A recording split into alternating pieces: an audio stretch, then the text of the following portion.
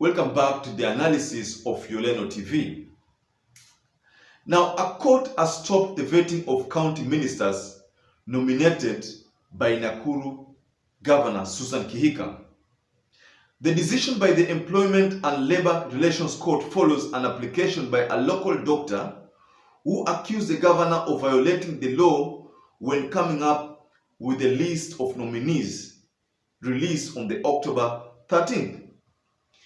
Dr. Benjamin, a Nakuru-based consultant trauma and general surgeon, said the list of members of the county executive committee does not reflect the ethnic and cultural diversity of the county, contrary to the County Government Act and the Constitution of Kenya.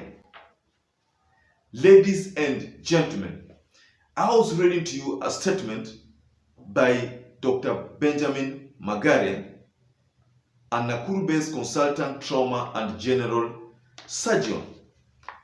So, Susan KIHIKA is the third governor of Nakuru County after having been successfully elected under the UDA party to become the third governor of the Nakuru County.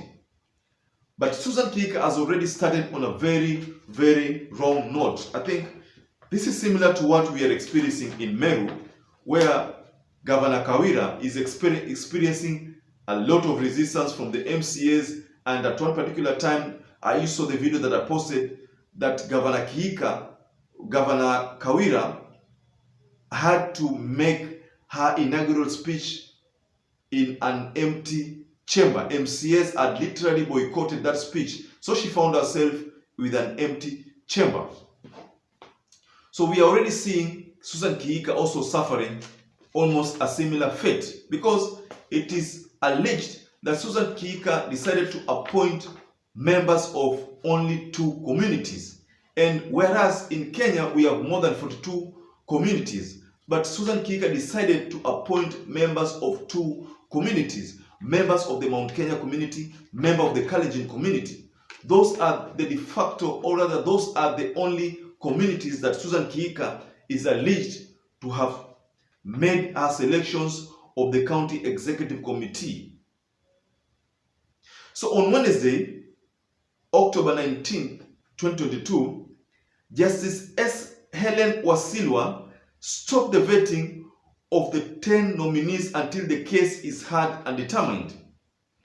KIHIKA has nominated these are the list of those cabinets, those county executive committee that Susan KIHIKA nominated. 1, Dr. Nelson Tanui for water and environment, Dr. Samuel Mwangi for health, Stephen Muiruri, trade, culture and tourism, John Karanja, land and physical planning, Leonard Kipkoech, agriculture, Roslyn Wanjiru, public service management, Josephine Atieno, sports, gender, culture and social services, Zipporah Wambui, education, youth and ICT, Stephen Jogu, finance and economic planning, Michael Kamau, infrastructure.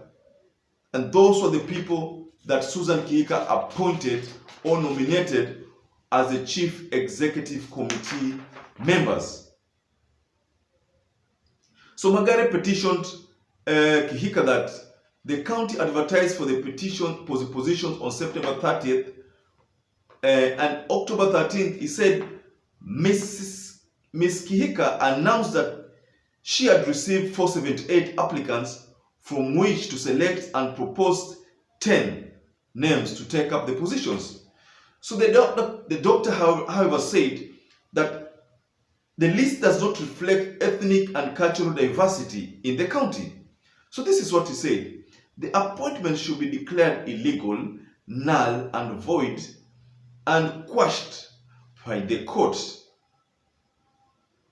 So the bone of contention here, ladies and gentlemen, is that Magare is saying that Susan KIHIKA did not balance the appointments across the 42 communities, and that she only focused on 2 communities, the Kalenjin community or Nandi and the Mount Kenya community. So, and if you look at that list, you find that majority of those nominees are from those two communities that are mentioned, the Mount Kenya community and the Kalenjin community. So the bone of contention here is that Susan KIHIKA, after receiving applications for almost 500 applicants, to be specific, was around 478 applicants, she settled for 10 and decided to go entirely on the Mount Kenya people and the Kalenjin people. So that is the bone of contention here that Magare's petition revolves around. So what Magare is saying is that the nomination list has 7 nominees from one community, 2 from another community, and 1 from a third community, leaving out the 40 other communities. So Magare termed the excess skewed, where 2 communities have taken up 90% of the posts. This is ethnic marginalization and unfair labor practices contrary to the Constitution. So the petition goes further and said, nomination process was not fair, open, competitive, merit-based, or inclusive. It was also not based on the integrity, competency, and suitability. So the exercise also failed to consider ethnic balances as required under the law. So Magare's claims are, I think, valid if you ask me, because the spirit of nationhood, the spirit of Ukenya inasema kwamba lazima kabila zote zihusishwe katika utawala wote wa kaunti yoyote, because all those people, it's not only 2 communities that are paying tax. It is not only the Mount Kenya or the Kalenjin community who are paying tax.